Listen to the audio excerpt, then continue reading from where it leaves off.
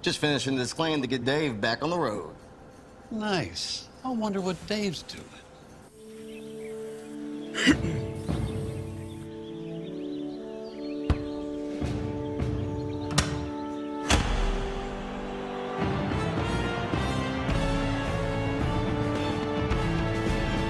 You do your thing. We've got you covered. Hey, is the power off on this? I don't know. Just take it off. Safety violation, unsafe work conditions. In the construction trades unions, safety is our highest priority, and we train you to recognize and speak out on unsafe working conditions so that everyone arrives and goes home safely. Learn about careers in construction at georgiaconstructioncareers.com.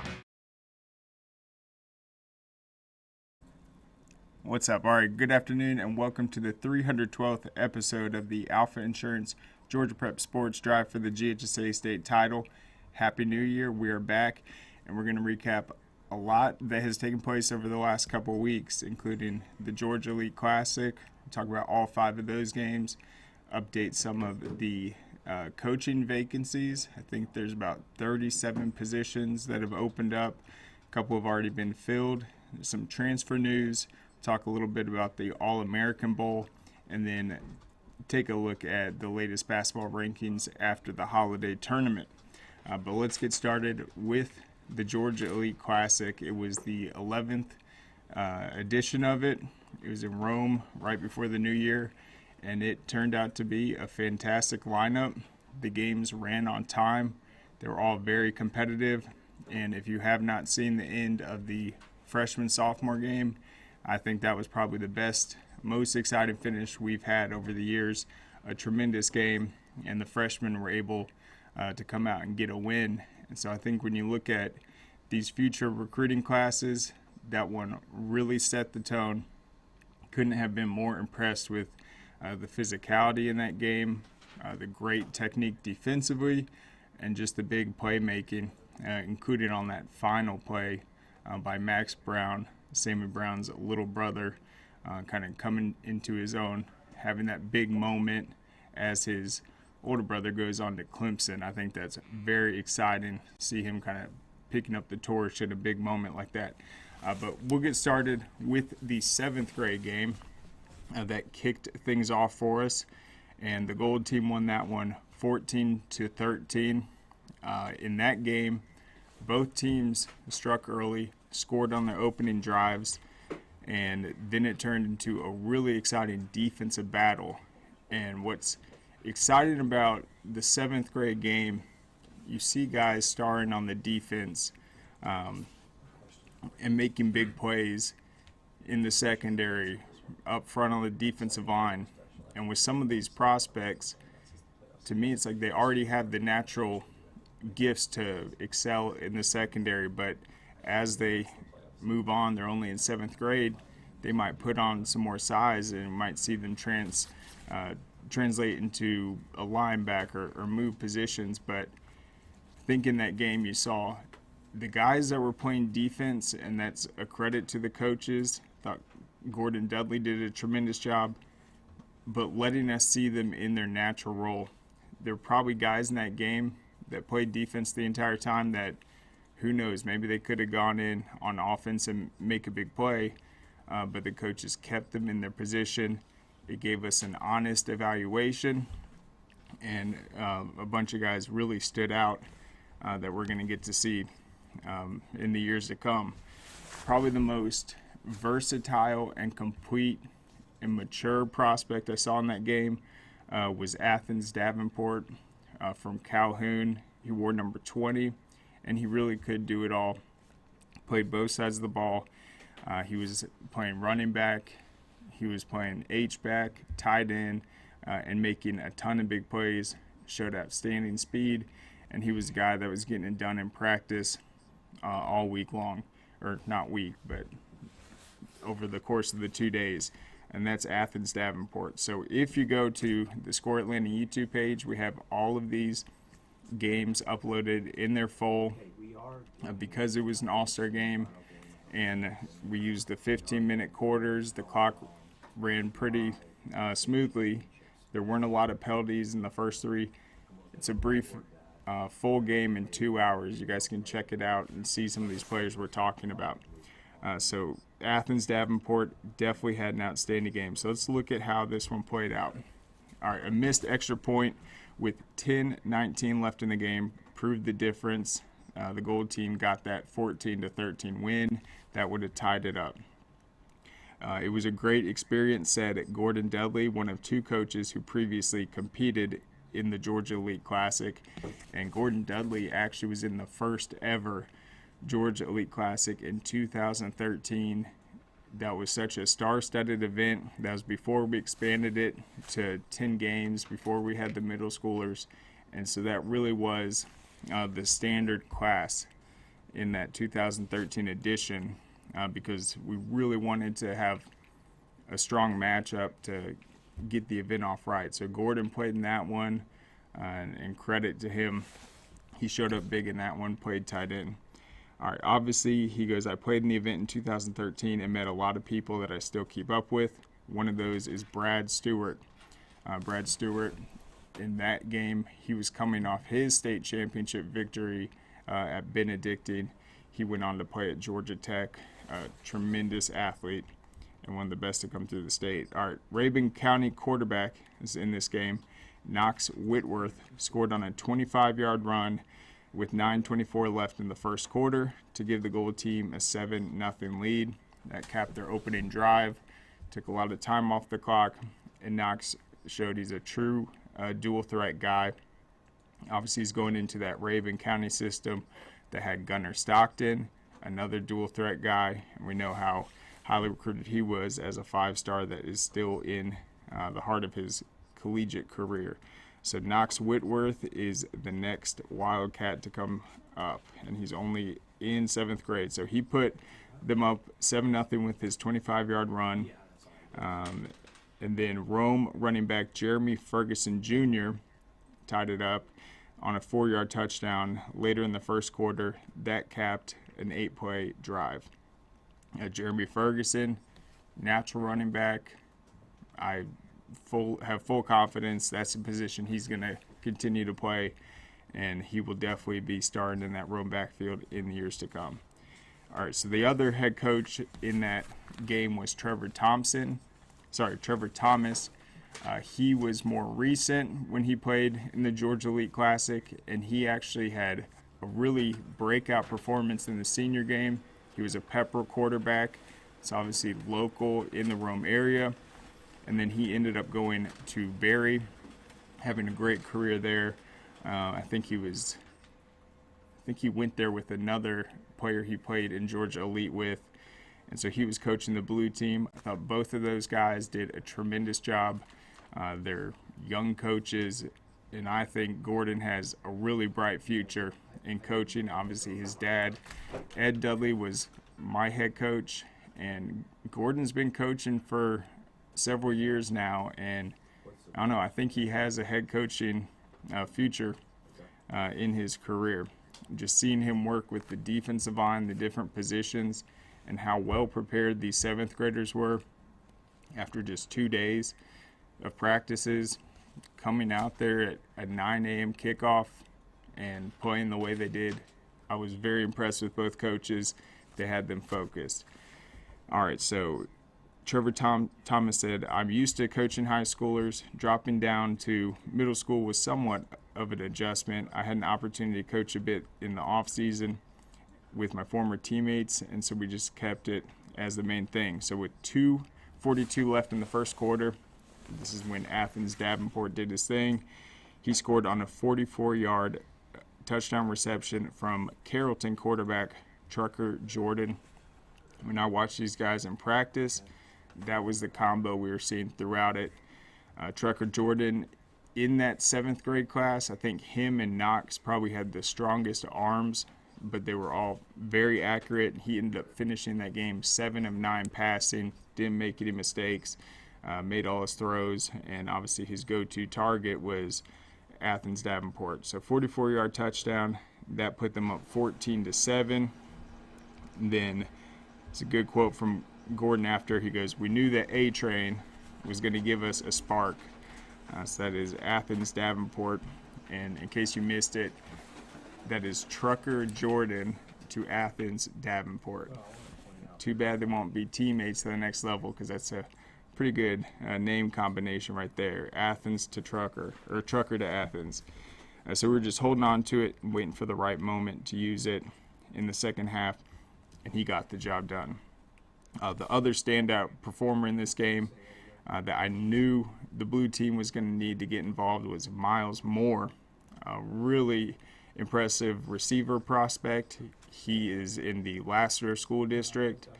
He was probably the fastest guy on the field, physically mature, could play both ways, and he had a tremendous 36-yard touchdown catch from Lakeview Academy quarterback Jordan Sharp with 10:19 left in the fourth quarter, but the extra point failed.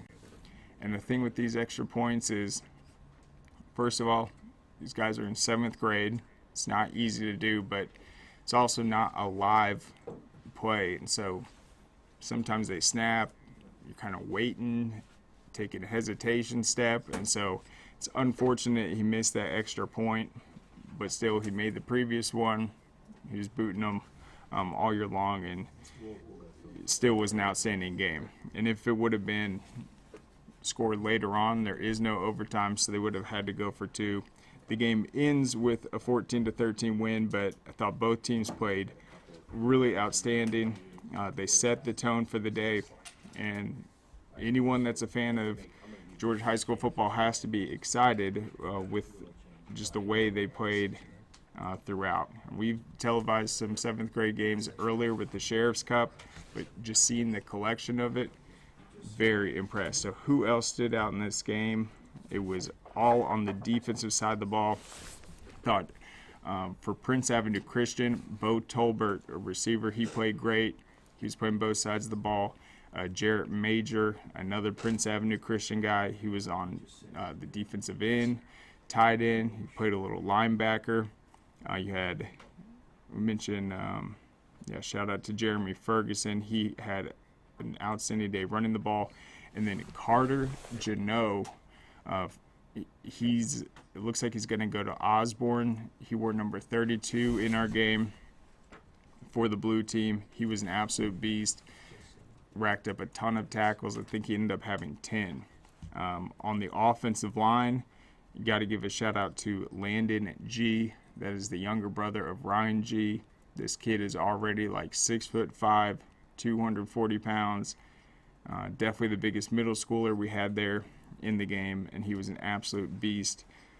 You also had Christian Little, receiver from Jefferson. He balled out for the blue team. As for the gold team, guys that really set the tone for them, you had Julian Cascon, the younger brother of Jude Cascon, who's going to be the starting tight end for Walton this upcoming season as a rising junior.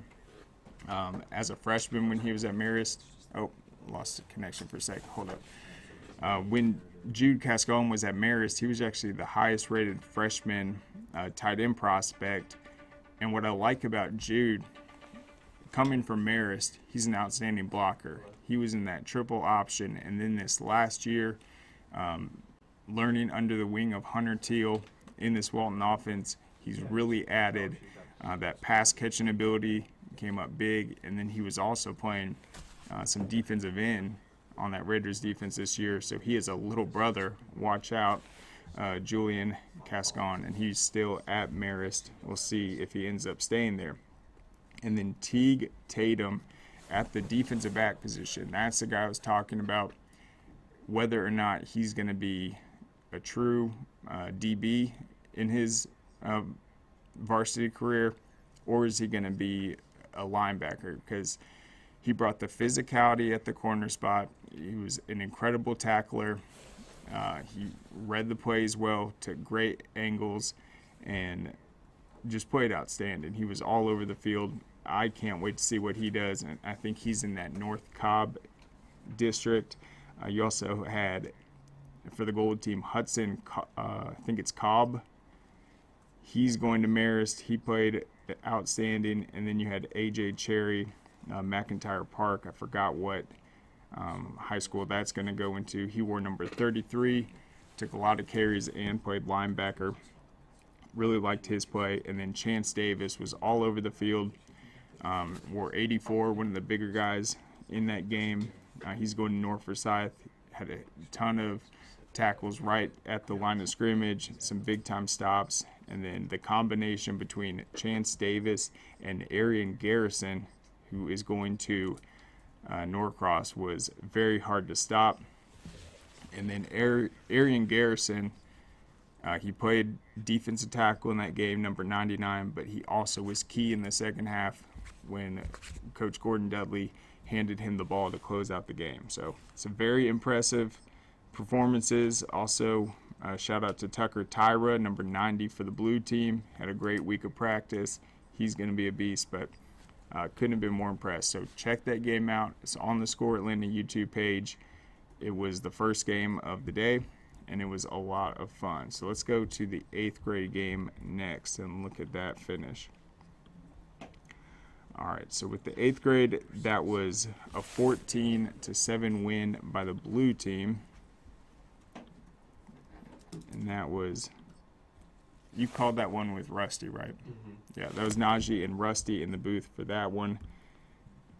The way that game played out, you had the gold team taking a 7-0 lead in the first quarter with an Ezekiel Carter run that capped a 12-play, 74-yard drive, and then the blue team answered with 2 straight touchdowns, one in the second quarter and then the game clincher in the fourth. That was an Andrew Cochran 25-yard touchdown pass from Robinson, and then Bode Spence threw a 55-yard touchdown pass to Keelan Wansley. So let's look at where those guys are heading. Wasley's Milton. Okay, Wasley's the Milton one. That's the Milton game winner. That's right. Yeah, Milton, man, they had a great performance, great showing with all their dudes at Georgia Elite, whether it was Landon G. and pretty much in all the games. Pancake Connor came up huge in the freshman game. DJ Rump played well. He was getting after it, giving an outstanding effort throughout the day. All right, so in terms of the overall stats in that game, the gold team held the blue to just -9 rushing yards. Their defense just locked them down. The blue team did have 173 yards passing to rally for the victory. Let's look at the individual stats real quick. Let me make sure I have Robinson's first name.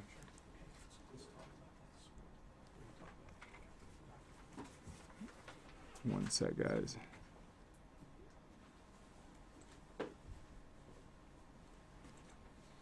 Tristan Robinson, yeah, Washington County.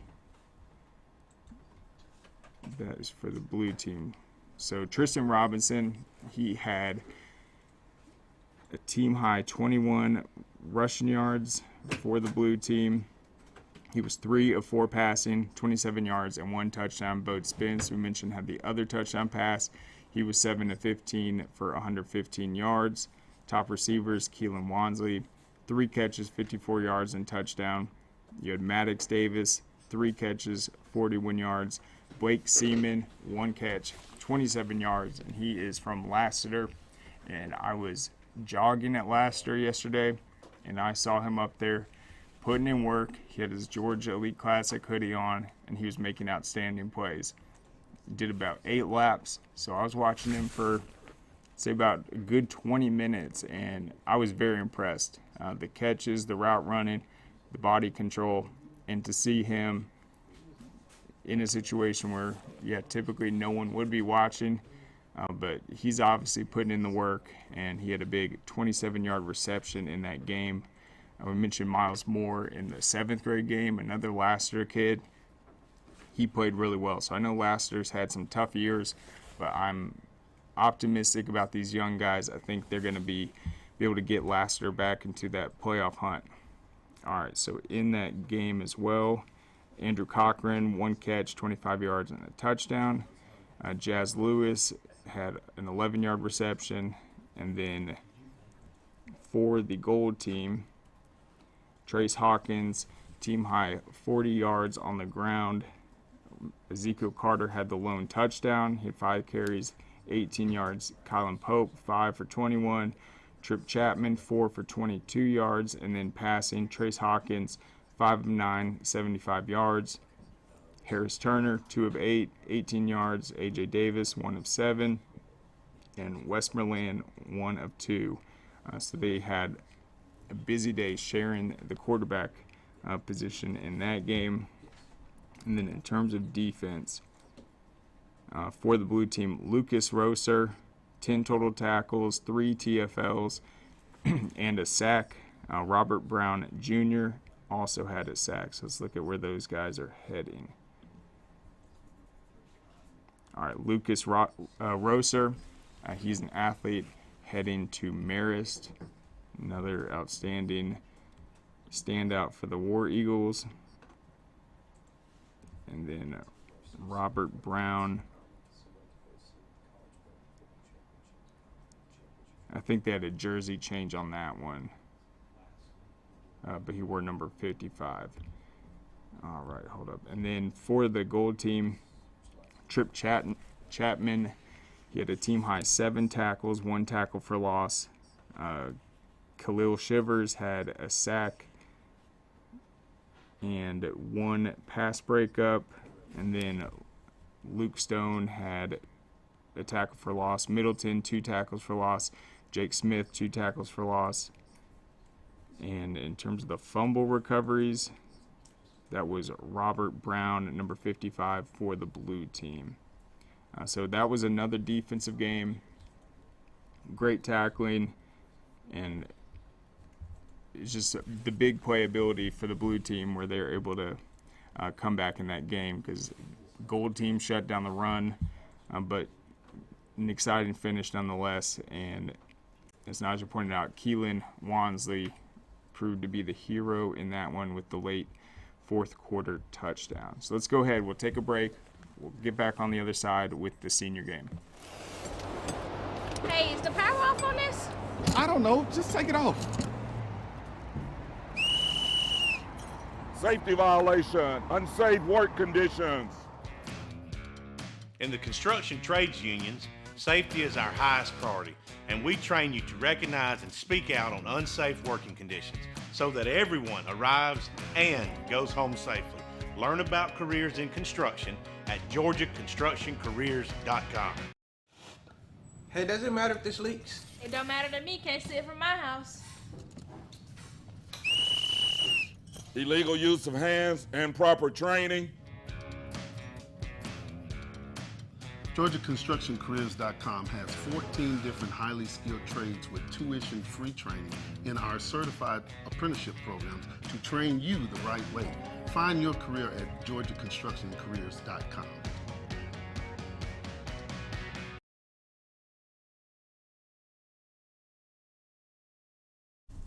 All right, welcome back. So let's talk about the senior game real quick. And the big storyline in that one was the blue team. They had a record-setting, I'm sure, defensive performance. They produced 14 total sacks in that game. Crazy. And, I mean, they were just getting after it. Gold team had no answers. They had a lot of talent on that team, but the secondary did a good job. They weren't giving anything up. And then KJ Smith, Roswell's quarterback, was out there a lot. I mean, he was just having to run for his life. That blue team was just getting after it throughout the game. All right, in terms of the total stats, for the blue team, they produced 49 rushing yards, 74 passing yards.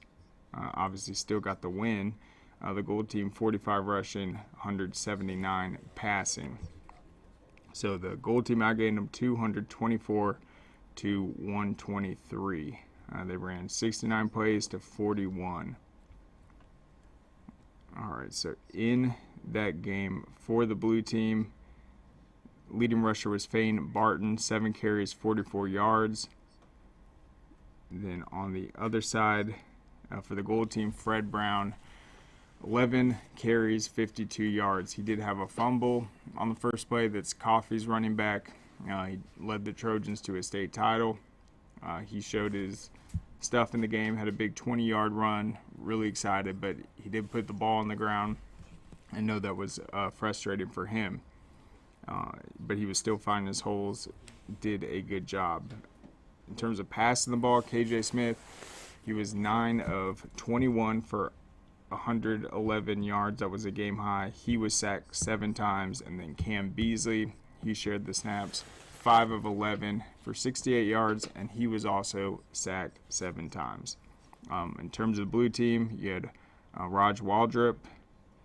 I believe he's from Brookwood, 8 of 11, 61 yards, and he had 2 sacks on him, and then Jake Holmes was 1 of 5. So blue team's able to win specifically because of that pass rush.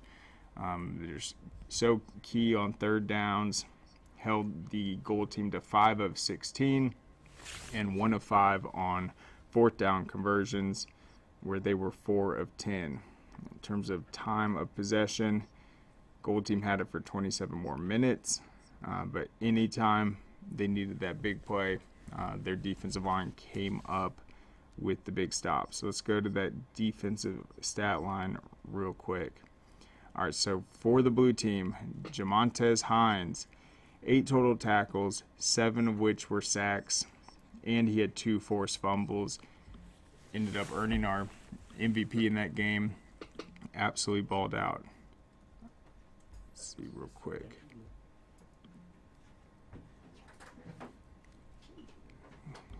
One sec, guys. Tucker.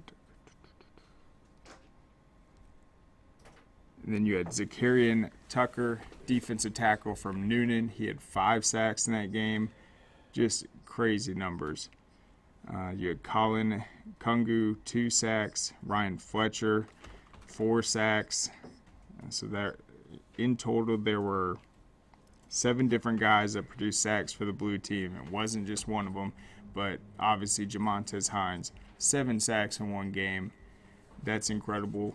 2 tackles for loss. So if you're a fan of defensive technique, defensive linemen, pass rush, that's the game you got to watch because they got after it.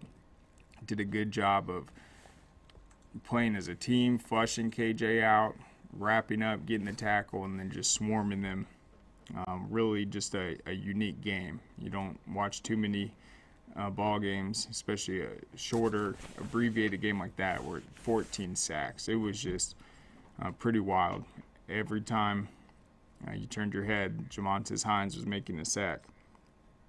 All right, then on the other team for the gold, Mark Bulow had 5 tackles. You had Denzel Reed, 4 tackles and a sack. Amir Hopper had a good game, number 90. TFL, 2 total tackles.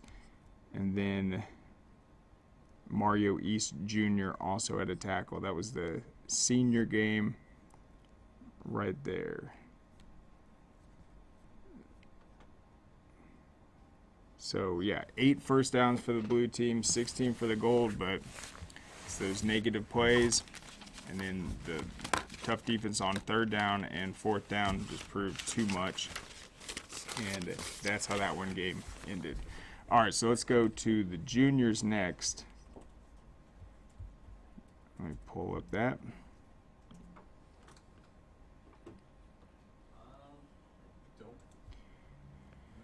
All right, so for the junior game, the blue team took that one 21-17. The gold team started things off with a field goal. That was a Cody Cohen 38-yarder. And then the blue team answered with a Book Knight touchdown pass to Walker Warshaw, who ended up having a breakout performance in my opinion. He plays for the Mount Vernon Mustangs, and he was very impressive. Smaller slot receiver. He was going up, catching plays in traffic, landing on his feet, turning it into positive yardage. He played really well, and I think he's going to have a season this next year, all region first team, a big impact. That's Walker Warshaw. So he gave them the 7-3 lead. Then you had Javin Parker. He had a 2-yard touchdown run to push it to 14-3 before the half. The Gold team answered in the third with a Tommy Lafayette 3-yard touchdown run that made it 14-10. And then Jamarian Pullum, he answered to put the Blue team back up 21-10 with a 70-yard touchdown run, the biggest, longest play of the game, or any of the games at the Georgia Elite Classic. He showed his speed and had 2 stiff arms on that play. Incredible. All right, and then the Gold team did answer with the Grant Thompson 14-yard touchdown catch from Brooks Bryan with 1:23 left, but the game ended 21-17 for the Blue team. Let's look at the stats in that one. Walker ended up, I think, earning MVP. Didn't have the most yards, but as we were saying, anytime he touched the ball, it was in a big moment, and he was their guy. They did a great job of designing different plays to get him open and get the ball in his hands, and he definitely came up clutch. All right, so Book Knight played very well at the quarterback position for the Blue team, 4 of 8, 43 yards and a touchdown. Ethan Long is also outstanding, 5 of 8, 28 yards, wasn't sacked at all. And then Luke Parker, 4 of 5, 32 yards. For the Gold team, Tommy Lafayette, 13 carries, 43 yards and a touchdown.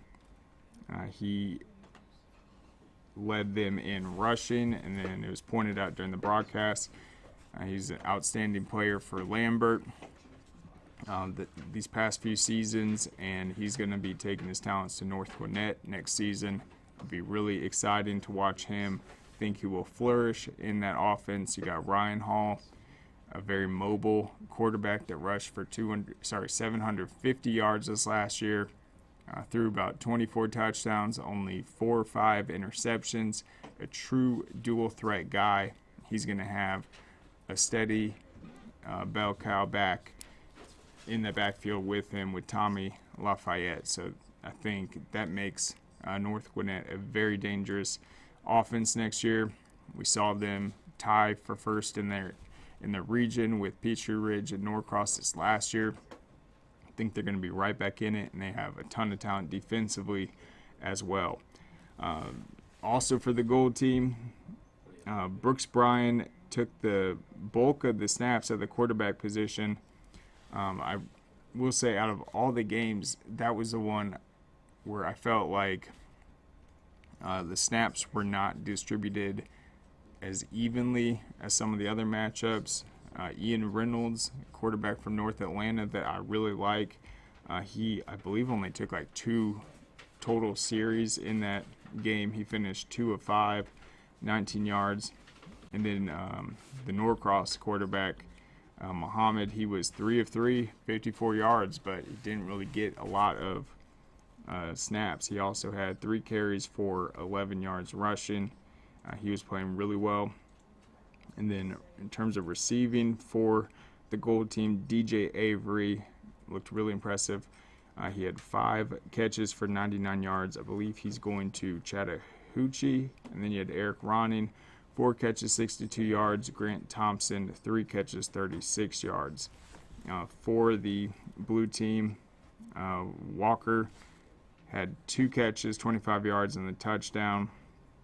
He also had 4 carries for 26 yards. Those were coming on reverses, pitches. He's a very explosive, shifty, quick back and offensive weapon.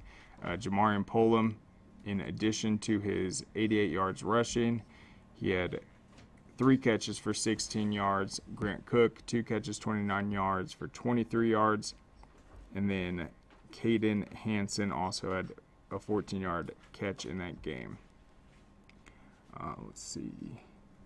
Let's go to defense real quick. All right.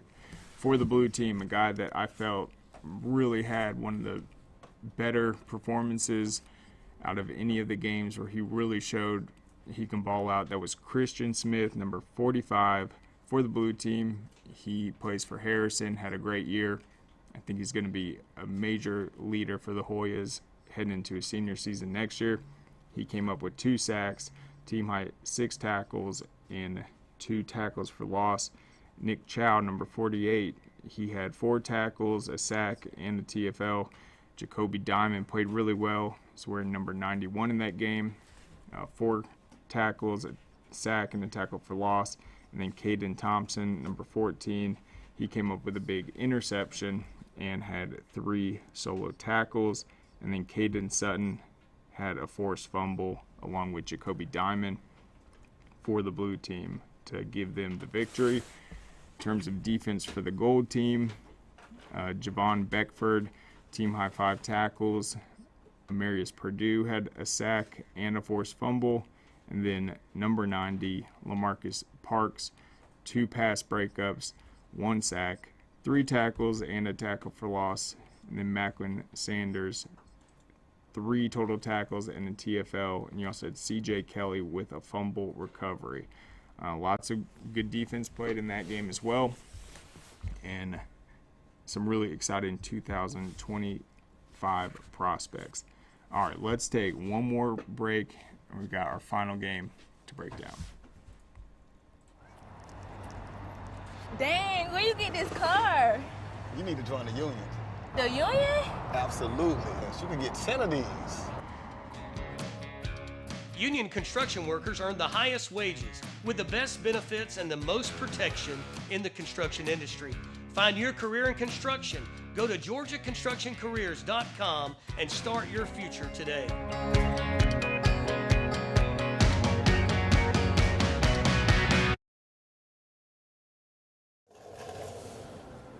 What you doing? Hey, just finishing this claim to get Dave back on the road. Nice. I wonder what Dave's doing.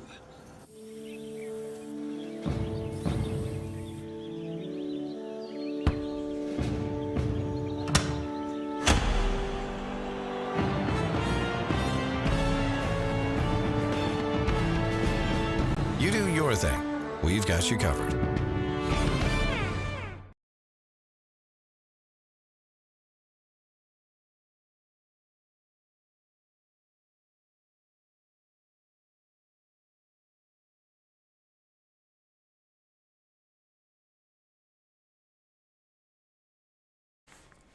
All right, welcome back. So we're going to talk about the grand finale.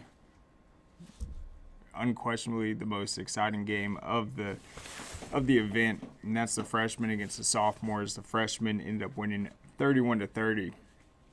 Go to the Score Atlanta YouTube page and just watch the last 5 minutes of that game. It was so exciting. The way both teams were just fighting, making big plays, big stops, jump balls, just an incredible finish. And there's one play when the sophomores were trying to tie it back up, big 4th down and like 20. You had the sophomore team just throw up this 50-50 ball. The receiver comes down with it, the defender has it, and they're wrestling for like 30 seconds on the ground and ends up being a completion. The clock's running out, and they end up having Brody McCorder throw it into the end zone to Craig Dandridge. It's the Cambridge receiver. He played incredible all season, all week long, and then they missed the 2-point conversion. But I'm just going to read the recap, and then we'll talk about the ending. All right, so 31-30, the freshmen win. Max Brown, the Gatorade Defensive Player of the Game, lived up to the award to lead the freshman team to its first ever victory over the higher-classed sophomores in the final game of the 11th annual Georgia Elite Classic at Rome's Barron Stadium. And their head coach in that game for the freshmen was Israel Troop. He did a phenomenal job of getting them hyped up for that game, prepared, and just to be in the right spot at the right time in a game that was coming down to the final finish. And then after the game, Israel Troop just said, big players make big plays. And that's exactly what Max Brown did on that final 2-point conversion to stop him right at the end zone. All right. The Freshmen were nursing a 31-30 lead after a touchdown pass from Cass sophomore quarterback Brody McWhorter to Cambridge receiver Craig Dandridge as time expired. Without overtime to rely on, the sophomores were forced to go for 2 points and the win. Brown, a linebacker from Jefferson, stopped the rush on the right side of the line to secure the first ever victory in one of the most closely contested games in the 11-year history of the Classic. And what was so impressive about this play is Brody McWhorter was on fire this entire final drive, coming up with big scrambles, just finding his guys. And so you thought the ball was going to go in his hands. And so Max is the middle linebacker on this play. But right before the snap, Brody takes a step to the right, and they direct snap it to Kamari Farmer.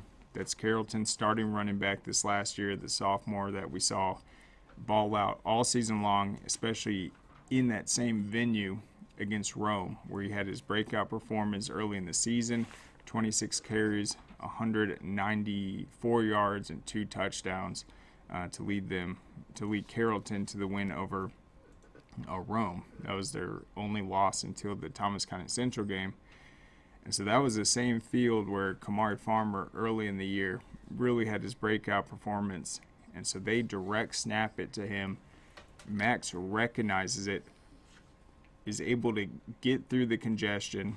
Brody turns into a blocker on that play, and then Max is able to get contact with him just enough to allow his teammates, I think a defensive back who's at Roswell now, came up. Number 15 made a big contribution on the tackle, and then Max is able to pull him backwards and down him at the 1-yard line. Christian Pancake Hunter was in on the play. It was just an outstanding job defensively, but really Max Brown, him recognizing that Kamari had the direct snap in that split time and then getting to the spot, he saved the game. They would have lost it if he didn't get there first. It was an incredible individual play. All right, so they were nursing the 31-30 lead. We mentioned McWhorter to Dandridge, and then Brown, a linebacker from Jefferson, stopped the rush on the right side of the line to secure the first ever victory. I mentioned that. All right, what a game, said Rusty Manziel to Matt Stewart on the Peachtree Sports Network. It took every play, my man.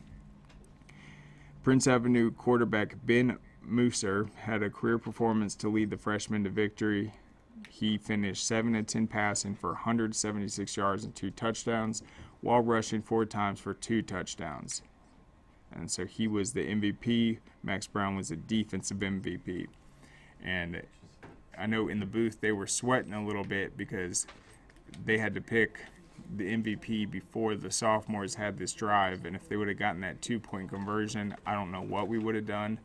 But it ended up, thanks to Max Brown and that defense, they didn't have to change their MVP picks because Ben Musser, Prince Avenue's quarterback, he was legit, played outstanding, didn't make any mistakes, and it's not easy to do. It's a freshman team going up against the sophomores, and that's the only cross-class matchup we have, and so there's a lot of pride on the line, and I know that was it's going to be a big confidence boost for him going into his future.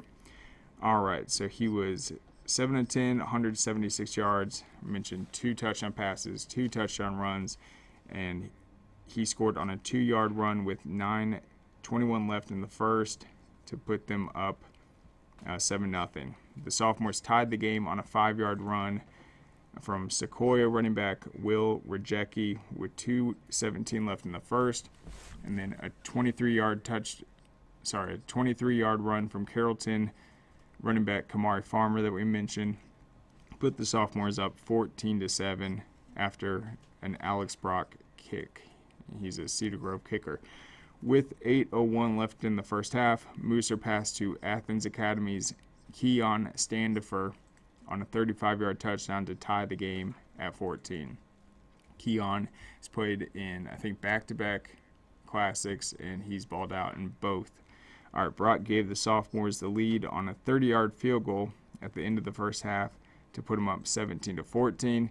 And then Mooser scored his second rushing touchdown on a 29-yard run with 10:27 left in the third quarter to put the freshmen up 21-17. So anytime the sophomores took a lead, Ben got them right back in it with a big play or big drive.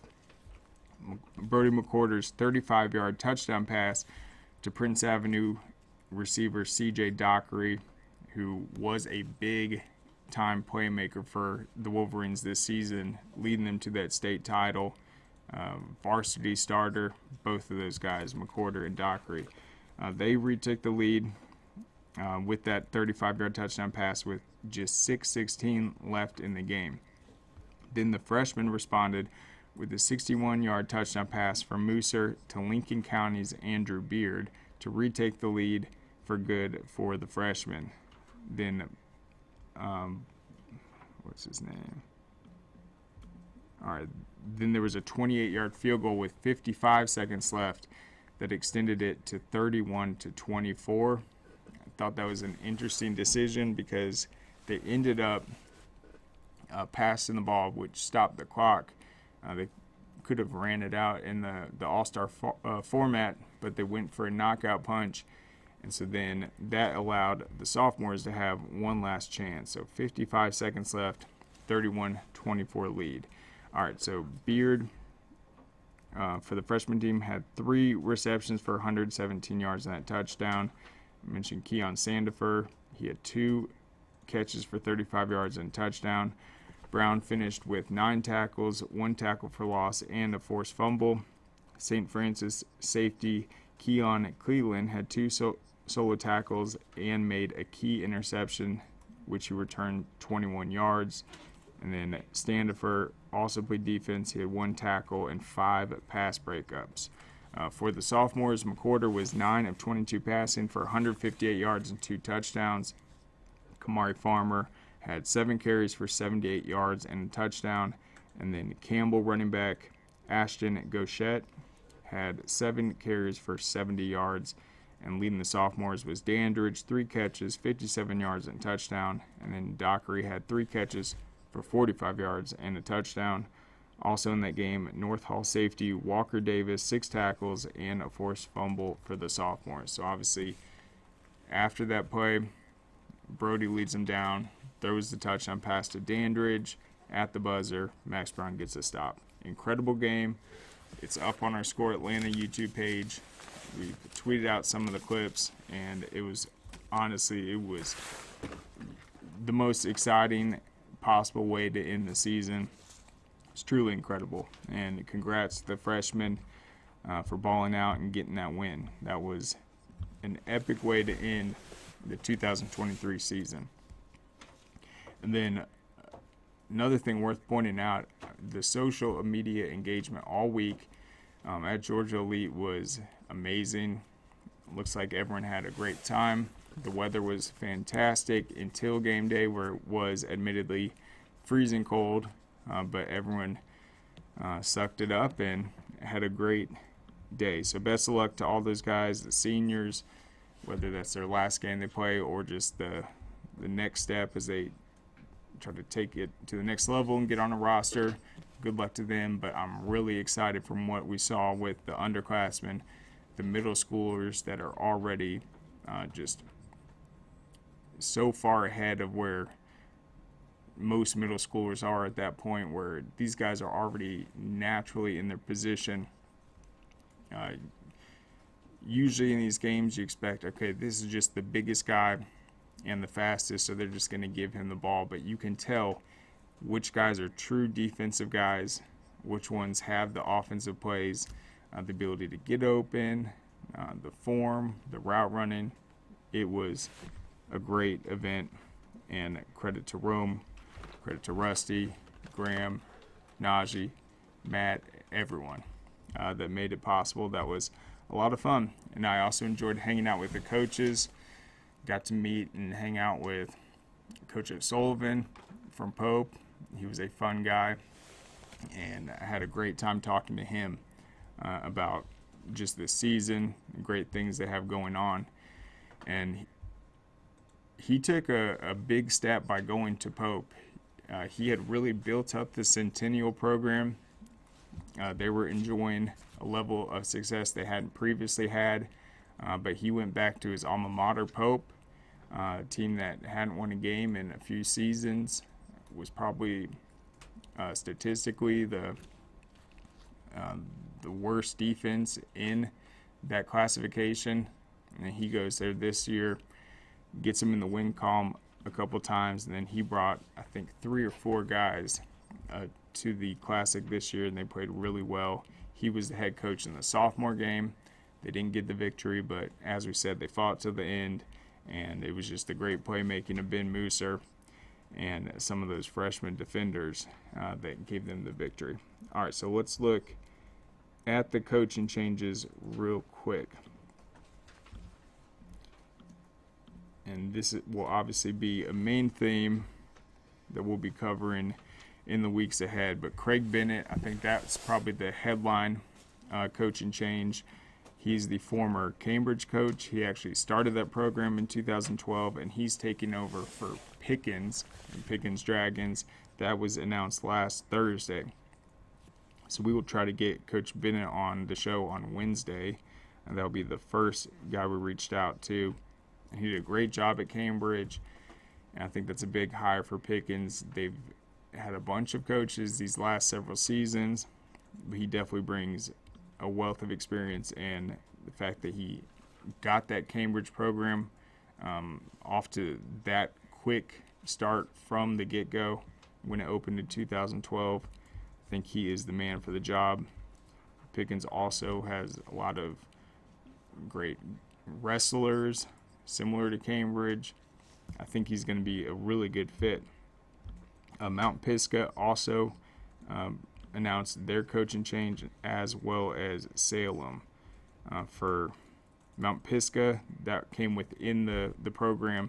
Defensive coordinator Elijah Martinez, he took over for Ryan Livesey, and Livesey took over as the AD. So if you've watched the Corky Kell, Mount Pisgah has been in it the last 2 years.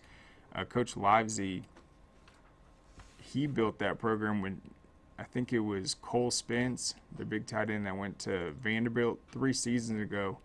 They were rocking a roster with 27 total players, and they were making a run into the quarterfinals. So Ryan stepped up as a former AD and was like, you know what, I don't want our football program to take any steps back. He built them up into a competitor, and now he's going to be able to go back to the AD role. And you have Elijah Martinez, who's been there over the last few seasons. He steps up and takes over. So I think it's a smart move, and I think that'll be a great move for the Patriots. And then the other one we mentioned, Salem, that's right. Salem of Rockdale County hired Greene County offensive coordinator Michael Johnson, and then he replaces Leroy Hood. Salem is coming off a 1-9 season this last year. And so those are filled, but now there are 37 openings as of now. That includes the ones that have also made or filled their vacancies: Adam Hawley at Cherokee, Demario Jones at Charlton County, Phillip Brown at Dodge County. Jesse Hicks, the former Baldwin coach, takes over for East Lawrence, and then Dustin Cannon takes over at East Forsyth. It's only their 5th season. I think he'll be their 3rd or 4th head coach. So they've been very competitive. And then East Forsyth this last year, as you guys know, in Class 4A, Region 8 made the playoffs for the first time, and that was a very difficult region. They're battling with Madison County, North Hall, North Oconee, Cherokee Bluff, all these other teams. So East Forsyth, I think that's a ripe program for Coach Cannon to take over. So we'll try to get these guys on. I'm definitely going to try to get Coach Bennett on Wednesday, and we'll be interviewing some of these other new coaching hires. Real quick, in terms of the latest basketball rankings, those will come out Our Week 9, they'll be on Wednesday. And we have our Week 8 ones up. We posted those last week. But in terms of 7A, Grayson remains number 1. They started the year number 1. They're 14-1 overall. And then I think the big storylines in 7A, you got Walton still playing really well. They're probably the better three-point shooting team this season. And then Decula, a team that did not start the year in the top 10. Across the polls, they've been doing really well, battling those Gwinnett powerhouses. They're 13-3, and they're a team that has had deep playoff success in the past. Newton's still doing really well, and then Archer 13-1, and obviously you got Wheeler, McEachern, and Berkmar there to strengthen it. And then Carrollton recently went back into the poll, and they obviously had a bunch of guys playing football, question marks, but their team's really starting to come together, and they're always gritty and competitive. In Class 6A, Alexander and Shiloh, they're joined by Woodward, Langston Hughes, St. Pius, Riverwood, and then Pope has been the team really surging up. And then you have Lee County coming off their historic season. In 5A, you got Kell trying to repeat with its outstanding team, and then Maynard Jackson, Chapel Hill, Tucker Dutchtown, and Tri-Cities have all been trending hot. Eagles Landing, last year's runner-up, is also starting to surge. Class 4A, Pace Academy won it last year. I think the big storyline in 4A, though, is McDonough. They replaced a lot of their senior leaders last year, but they're 14-2, and they're going to be clashing very soon with Pace Academy. You also have Holy Innocents, and then North Oconee, Baldwin, Seconder, and Madison County all making serious noise. So we'll have those rankings up. We'll be back tomorrow with Underrated and Overlooked. Thank you so much for joining us, and Happy New Year. What you doing? Hey, just finishing this claim to get Dave back on the road. Nice. I wonder what Dave's doing.